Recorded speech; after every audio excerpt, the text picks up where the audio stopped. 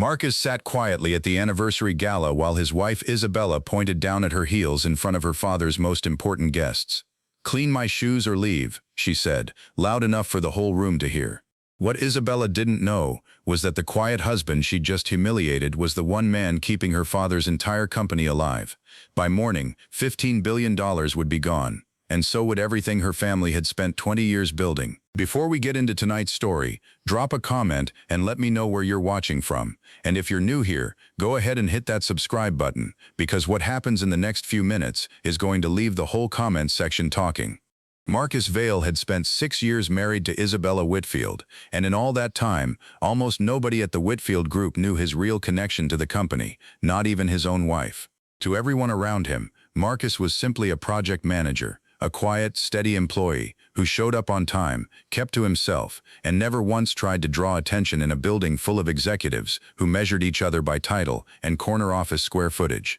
He drove a modest sedan, wore the same handful of well-kept suits on rotation, and never corrected anyone who assumed he was somewhere near the bottom of the company's org chart. What none of them knew, not the executives, not the investors, and certainly not Isabella, was that Marcus had once quietly saved the entire Whitfield group from collapse, years before he'd even met her, through a private $15 billion credit line arranged so discreetly that his name never once appeared on a single public document. Tonight was the Whitfield Group's 20th anniversary gala, the biggest celebration the company had ever thrown, held in a ballroom filled with crystal chandeliers, string quartets, and nearly 300 of the most influential people in real estate and development. Richard Whitfield, Isabella's father and the company's founder, stood at the center of it all, greeting old friends and important investors with the easy confidence of a man who had built an empire from nothing, or at least, that was the story everyone in that room believed. Richard knew the truth about Marcus, had known it for years, but he'd made a deliberate choice long ago never to tell Isabella, worried that if she ever learned the real reason her husband seemed so unremarkable on paper, she might start to wonder whether her marriage had been built on something other than genuine love. Isabella had grown up inside rooms exactly like this one, comfortable with wealth in a way that made her forget, sometimes, how rare and unusual that comfort actually was. She loved her father fiercely, admired everything he'd supposedly built with his own two hands, and had spent years quietly wishing Marcus had even a fraction of that same ambition. She never said it outright, not usually, but the comparison lived just beneath the surface of nearly every conversation about work, every party where Marcus stood a little too far in the background, while men half as thoughtful as him networked their way toward bigger titles. Tonight, surrounded by her father's most important guests, that quiet frustration had been simmering all evening, fed by one too many glasses of champagne and one too many polite, pitying questions from her father's colleagues about what exactly her husband did for the company. It happened near the dessert table, in full view of at least 20 guests, including 3 of the Whitfield Group's largest investors. Isabella had kicked off one of her heels earlier in the evening to ease her feet after hours in them, and when she slipped it back on, she noticed a small smudge of dirt along the side, barely visible unless someone was looking closely. Something in her, tired and embarrassed and thoroughly done pretending everything was fine, snapped without warning. She turned to Marcus, who was standing quietly a few feet away with a glass of water in his hand, and said the words loud enough for the entire cluster of nearby guests to hear clearly. "Clean my shoes or leave." For a moment nobody moved. Marcus looked down at the small smudge on her heel, looked back up at his wife's flushed, irritated face, and understood, with a clarity that settled over him strangely calm, exactly what she thought of him after 6 years of marriage. If you've ever had someone you loved say something in public that revealed exactly how they really saw you, something that couldn't be walked back with an apology later, go ahead and drop a comment about it. Because what Marcus does in the next 30 seconds is something none of those 300 guests ever expected, and honestly, neither did Isabella. He didn't argue. He didn't ask her to repeat herself, didn't demand an apology in front of everyone the way some men might have. He simply set his water glass down on the nearest table, straightened his jacket, and said, quietly enough that only Isabella and the closest guests could hear him clearly, "Then I suppose I'll leave." He turned and walked toward the exit without raising his voice, without a single dramatic gesture, his footsteps steady and unhurried across the marble floor while the room around him slowly, uncomfortably, went quiet, nearby conversations trailing off as more and more guests noticed something had just happened, even if most of them weren't entirely sure what. Isabella stood frozen by the dessert table, the champagne in her hand suddenly feeling heavier than it should have, watching her husband's back disappear through the ballroom doors, and for the first time all evening, the embarrassment she'd been so desperate to avoid arrived anyway, just from a completely different direction than she'd expected. Marcus drove home alone that night, the city lights blurring past his window as he replayed the moment over and over, not with anger exactly, but with a strange, quiet clarity, the kind that comes when a truth you've been avoiding finally becomes impossible to ignore any longer. He thought about the 6 years he'd spent quietly supporting a marriage, a family, and a company that had never once truly seen him. 6 years of choosing humility over recognition because he genuinely believed it was the right way to build something real. Sitting alone in his study long after midnight, he pulled out his phone and dialed a number he hadn't called in nearly 2 years. A number that belonged to the one person outside Richard who knew the full truth about what Marcus had done for the Whitfield group all those years ago. Julian Reyes picked up on the third ring, his voice groggy but immediately alert once he heard who was calling this late. Julian had managed Marcus's private financial holdings for over a decade, ever since Marcus had first extended that $15 billion credit line to save Richard's company from a quiet, near-catastrophic collapse nobody outside the boardroom had ever known about. "Marcus," Julian said carefully, "it's almost 1 in the morning. What happened?"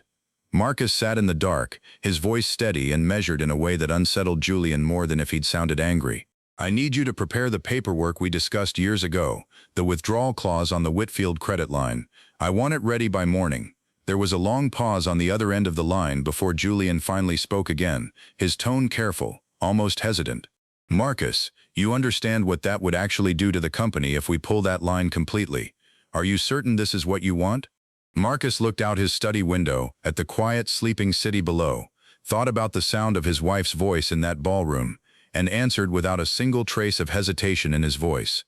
"I've never been more certain of anything in my life. Have it ready by 9. The next morning, Julian arrived at the Whitfield Group's downtown headquarters exactly on schedule, a slim leather folder tucked under one arm, and asked to speak privately with the company's chief financial officer regarding an urgent matter involving one of their largest private credit arrangements. Within the hour, phones across 3 different floors of the building had started ringing, voices growing tighter and more urgent with each passing conversation, as executives who had spent 20 years believing their company's stability came entirely from Richard Whitfield's own genius and hard work slowly began to understand that something enormous and completely unexpected had just been set into motion. By the time Richard Whitfield's assistant finally worked up the nerve to interrupt his morning meeting with the news, her voice trembling slightly as she delivered it, the $15 billion credit line the Whitfield Group had quietly depended on for over a decade had already, officially, been withdrawn.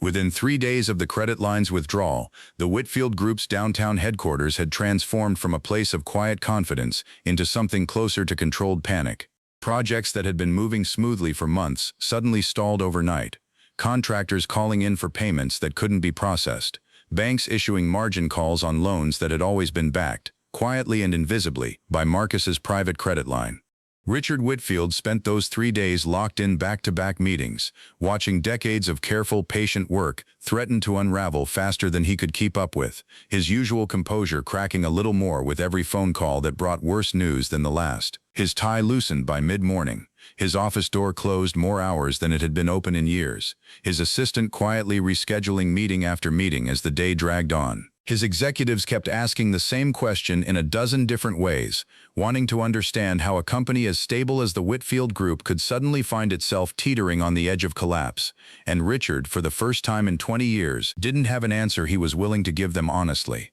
By the 4th day, with investors demanding explanations and the company's stock quietly bleeding value in private trading circles, Richard finally understood he couldn't keep the truth contained any longer, not from his board and certainly not from his own daughter, who had been calling him 3 and 4 times a day asking questions he kept carefully deflecting. He asked Isabella to come to his office that evening, alone, and when she arrived, still shaken from days of watching her father's face grow paler and more exhausted with each passing hour, Richard sat her down across from his desk and finally told her everything he'd spent years carefully avoiding. He explained that 15 years ago, before Isabella had ever met Marcus, the Whitfield Group had come dangerously close to bankruptcy, a combination of bad debt and a failed development deal that nearly took the entire company down with it, a crisis so severe that Richard had spent weeks unable to sleep. certain everything he'd built was about to disappear overnight, sold off piece by piece to creditors he'd never even met. A quiet, private investor had stepped in at the last possible moment,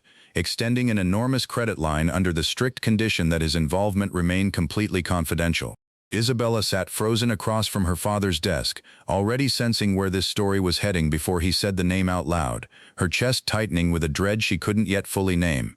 "That investor was Marcus," Richard said finally, his voice heavy with years of carefully guarded silence. "He saved this company, Isabella. He's the reason any of this." Richard gestured around his office, at the framed photos of groundbreaking ceremonies and award dinners lining his walls, "ever existed long enough for you to grow up inside it." Isabella felt something cold settle low in her stomach, a slow sinking realization that reshaped every memory she had of her marriage, every comment she'd made about Marcus's modest job, every time she'd compared him unfavorably to the father she'd spent her whole life admiring. "How long have you known?" she asked quietly, though some part of her already suspected the answer wouldn't make any of this easier to hear. "Since before you two even met," Richard admitted. "I asked him never to tell you. I didn't want you marrying him out of some sense of debt or obligation. I wanted you to love him for who he actually was. If you've ever discovered that someone you trusted completely had been shaping your entire life from behind the scenes without ever asking you first, go ahead and drop a comment about it, and let's not judge each other too harshly tonight." Because even Richard, sitting across from his own daughter right now, clearly believed he was protecting her the whole time, even if the cost of that protection turned out to be far higher than he ever imagined it would be. Isabella left her father's office that night in a daze, driving home through streets that suddenly felt unfamiliar, replaying 6 years of marriage through a lens that made everything look entirely different than it had just days earlier. Every landmark she passed now attached to a memory she couldn't quite trust anymore.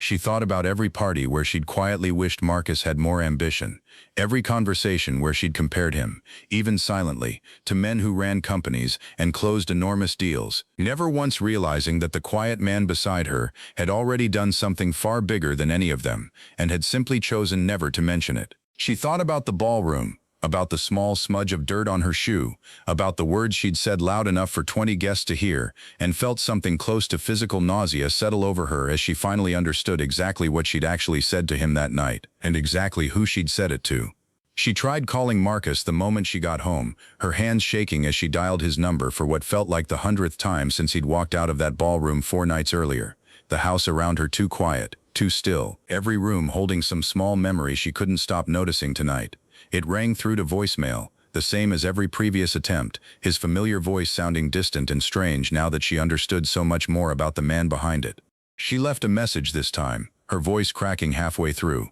apologizing, begging him to call her back, telling him she finally understood, that she wanted to talk, that none of what she'd said that night reflected how she actually felt about him deep down. She sent texts after that, one after another, each one growing slightly more desperate than the last, watching the delivered notification appear beneath each message while the read receipt never once followed, the silence on the other end somehow louder than anything he could have said back to her. What Isabella didn't know, sitting alone in their empty house that night surrounded by silence and unanswered messages, was that Marcus had already moved out of their home 2 days earlier, quietly renting a small apartment across town with Julian's help, taking only what he needed, a few boxes of clothes and personal belongings, and leaving the rest behind without a single note of explanation. He'd also, quietly and deliberately, stepped back from every remaining connection he had to the Whitfield group beyond the withdrawn credit line, resigning from his modest project management position by email, effective immediately, with no forwarding contact information left behind for anyone who might come looking for him through the company. Marcus wasn't hiding out of spite or cruelty.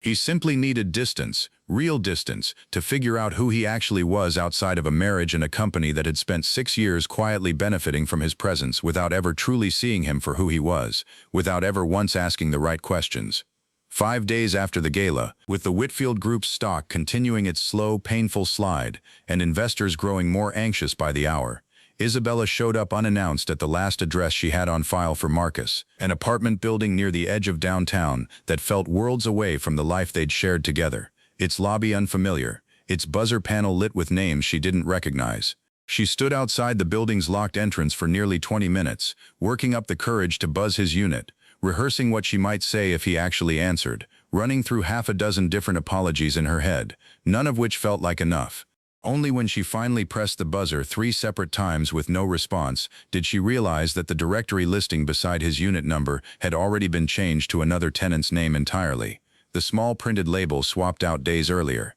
Isabella stood there in the cold evening air, staring at that unfamiliar name on the buzzer panel, and felt the full weight of what she'd actually lost settle over her all at once. The realization arriving far too late to do anything meaningful about it, at least not yet. 2 weeks after the credit line's withdrawal, the Whitfield Group's situation had gone from bad to genuinely desperate. Richard had spent every waking hour reaching out to old contacts, rival developers, private equity firms, anyone with enough capital to potentially step in and stabilize the company before the damage became permanent, working the phones from early morning until well past midnight most nights. Isabella joined him in nearly every meeting, sitting across boardroom tables from men who listened politely, nodded at the right moments, and then, almost without exception, quietly declined once their own financial teams finished reviewing the numbers. Word had spread fast through the industry that whatever quiet backing had once made the Whitfield Group untouchable had suddenly vanished, and nobody wanted to step into a hole that deep without understanding exactly why it had opened up in the first place. A question Richard couldn't answer honestly without revealing the very secret he'd spent 15 years protecting.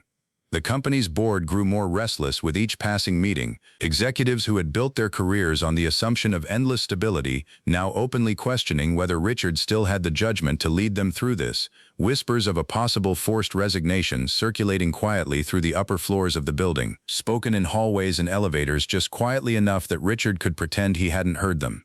Isabella watched her father age visibly in the span of 2 weeks, the confident, steady man who had raised her, replaced by someone who barely slept, who snapped at assistants over small mistakes he never would have noticed before, who seemed, for the first time in her entire life, genuinely afraid of what came next. She'd stopped sleeping well herself, spending long nights scrolling through old photos of her marriage, searching for some sign she'd missed, some moment where she should have known there was more to Marcus than she'd ever bothered to ask about. While Isabella and Richard chased investor after investor with diminishing success, Isabella's younger sister Clare had been watching the entire unraveling from a distance, quietly troubled by something that had nothing to do with the company's finances at all, something that had been sitting uncomfortably in her chest since the night of the gala itself. Clare had always liked Marcus, genuinely liked him, in a way that had nothing to do with what he could offer the family. She remembered him helping her move apartments twice without ever being asked twice, remembered long conversations at family dinners where he actually listened to her talk about her work instead of glancing at his phone,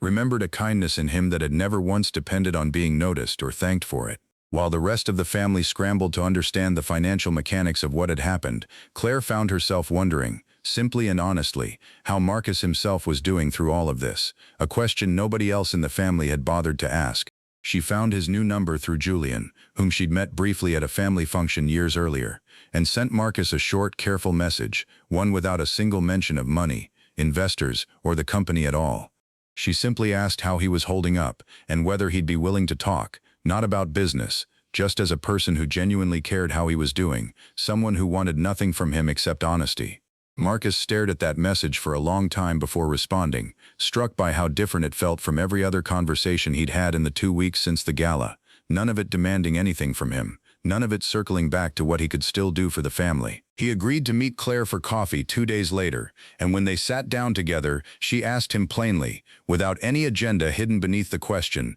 what had actually happened that night, and how he was doing now that it was over. If you've ever had someone reach out to you during your worst moment, not for what you could give them, but simply to check if you were okay, go ahead and drop a comment about it, because that single, honest conversation between Marcus and Clare is about to change the direction of everything that happens next in this story, in a way nobody in the Whitfield family saw coming. Marcus told Clare the truth, plainly and without bitterness, about the years he'd spent quietly supporting a marriage and a company that had never once truly seen him, about the moment in that ballroom when 6 years of quiet effort had finally been reduced to a single careless sentence in front of strangers he'd never even wanted to impress. Clare listened without interrupting, without defending her sister, without once asking him to reconsider or come back, and when he finished, she simply told him she understood why he'd done what he did, and that she didn't blame him for any of it. Then, carefully, she mentioned something that had been weighing on her for days, not about her father or her sister, but about the thousands of ordinary employees working across the Whitfield Group's various projects, people with families and mortgages, who had absolutely nothing to do with the humiliation Marcus had experienced, people who stood to lose everything through no fault of their own, through a decision made in a ballroom they'd never even set foot in. Marcus sat with that thought for a long moment, something shifting quietly behind his eyes, and told Clare he'd think about it, genuinely think about it, which was more than he'd offered anyone else who had reached out to him in the past 2 weeks. Over the following days, Marcus worked closely with Julian to structure something careful and deliberate, a plan that would protect the company's ordinary workforce without restoring a single dollar of the Whitfield family's personal financial cushion, without giving Richard or Isabella any reason to believe their own lifestyle was about to be quietly rescued alongside everyone else's paychecks. It wasn't forgiveness, not exactly, and it certainly wasn't reconciliation. It was simply Marcus choosing, once again, to act according to who he actually was rather than who the situation might have tempted him to become,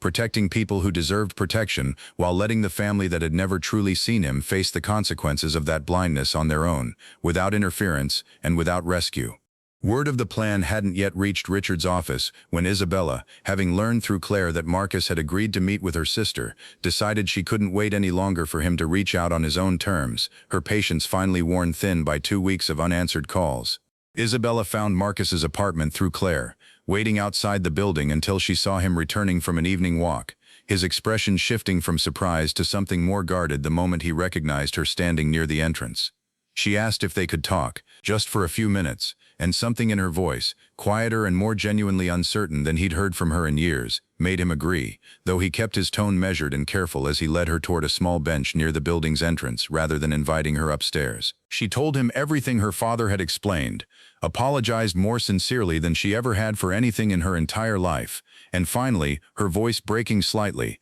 asked if there was any chance at all, that they could find their way back to each other. Marcus listened to all of it without interrupting, the same patience he'd shown Clare days earlier, and when she finished he answered slowly, choosing each word with obvious care. Isabella, I need you to understand something. This was never about the $15 billion,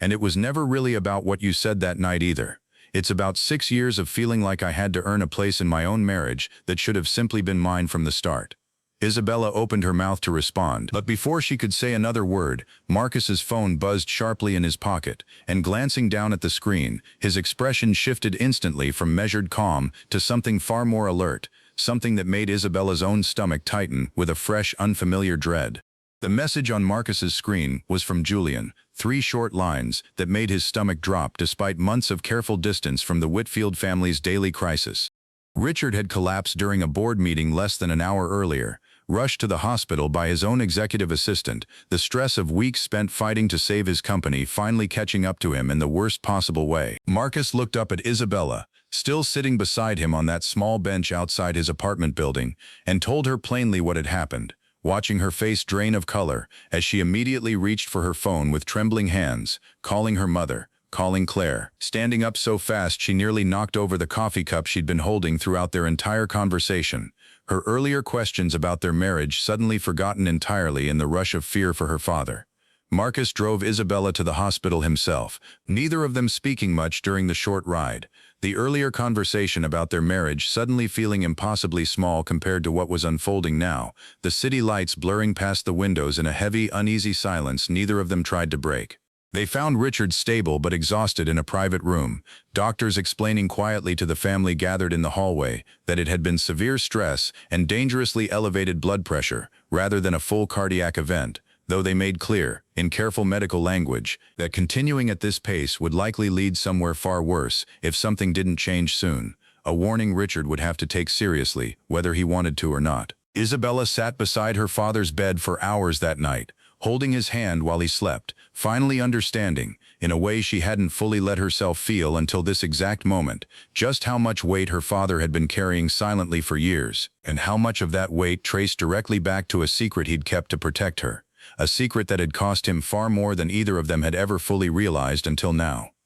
If you've ever watched someone you love pay a real, physical price for a mistake that started with pride and secrecy, go ahead and drop a comment about it, because what happens over these next few days is going to determine whether the Whitfield family finds a way forward together, or whether this crisis finally breaks something between them that can't be put back together, no matter how much any of them wish it could be. In the days that followed, Marcus made a decision he'd been quietly working toward with Julian for over a week, finally ready to move forward now that the immediate danger to Richard's health had passed and the family had a moment to breathe again. He structured a careful, deliberate transition plan for the Whitfield group, one that protected the jobs and livelihoods of nearly 4,000 employees across the company's various projects, restructuring outstanding obligations in a way that allowed operations to continue steadily, without requiring the $15 billion credit line to ever return in its original form. It wasn't a rescue of the Whitfield family's personal fortune, and Marcus made that distinction explicit in every conversation with Julian and the company's remaining legal team, unwilling to let generosity toward the workforce be mistaken for forgiveness toward the family itself. Richard would keep his position, humbled and considerably more transparent than before, but the enormous personal wealth the family had grown accustomed to over 2 decades would shrink substantially, a consequence Marcus considered fair rather than cruel, given everything that had led them here. Richard, once he was well enough to understand the full shape of what Marcus had done, sat with the news quietly, without argument, recognizing it for exactly what it was, a measured, deliberate line drawn by a man who had every right to draw it far more harshly than he actually had, a restraint Richard hadn't necessarily expected but found himself deeply, quietly grateful for once the initial shock had passed. His relationship with Isabella remained strained in the weeks that followed, not broken exactly, but changed permanently by the discovery that he'd spent 15 years shaping her life from behind a curtain of careful, well-intentioned secrecy. They spoke less frequently than before, the easy warmth between them replaced by something more careful and deliberate, both of them slowly learning how to rebuild trust that had never actually been damaged by malice, only by a father's fear of losing his daughter's love to circumstance instead of choice, a fear that had, in the end, cost him far more than it ever protected. Marcus and Isabella's marriage ended quietly in the weeks after Richard's hospital stay, finalized without the bitterness or legal battles that so often accompany a divorce built on this much money and this much hurt. Marcus didn't fight her for anything beyond what was fair, and Isabella, finally understanding the full weight of who she'd married and how little she'd actually seen him for 6 years, didn't ask for more than what she was legally owed either, signing the final papers without a single objection. They met one final time to sign the paperwork, and before Marcus left the office that afternoon, Isabella told him, quietly and without expecting forgiveness in return, that she was genuinely sorry, not just for the words she'd said in that ballroom, but for 6 years of failing to look closely enough to see who she'd actually married, a failure she now understood she'd have to live with regardless of what he said back to her, regardless of whether he ever forgave her fully or not. Marcus nodded, told her he believed her, and walked out of that office feeling, for the first time in longer than he could remember, entirely free of a weight he hadn't fully realized he'd been carrying. Clare remained the one member of the Whitfield family Marcus stayed genuinely close with in the months that followed, their friendship built on something that had never once depended on money, status, or family obligation. She visited him occasionally at his new apartment, the same modest space Isabella had once stood outside of, unable to reach him, and the two of them would talk for hours about nothing important at all, the kind of easy, uncomplicated conversation Marcus had rarely experienced with anyone connected to the Whitfield name. Clare never once asked him for anything beyond his time and honesty, and Marcus found himself, slowly and without quite realizing it happening, healing in her presence in a way he hadn't expected to heal from any of this at all, grateful for a friendship that had asked nothing of him except that he simply show up as himself. 6 months after that anniversary gala, Marcus sat on the small balcony of his apartment on a quiet evening, watching the city lights flicker on below him, thinking, not for the first time, about how strange it felt to finally live without pretending to be smaller than he actually was. He'd stepped fully into managing his own investments now, working openly under his real name for the first time in over a decade, no longer hiding behind modest job titles or quiet anonymity in rooms full of people who assumed he was nobody worth noticing, no longer flinching at the idea of being seen for exactly who he truly was, in every part of his life at once. He'd started dating again recently, slowly and without urgency, drawn to people who liked him for exactly who he was in the present moment, rather than for anything he could offer them. A kind of simple, honest connection he hadn't realized he'd been missing for years, one he no longer took for granted now that he finally had it in front of him.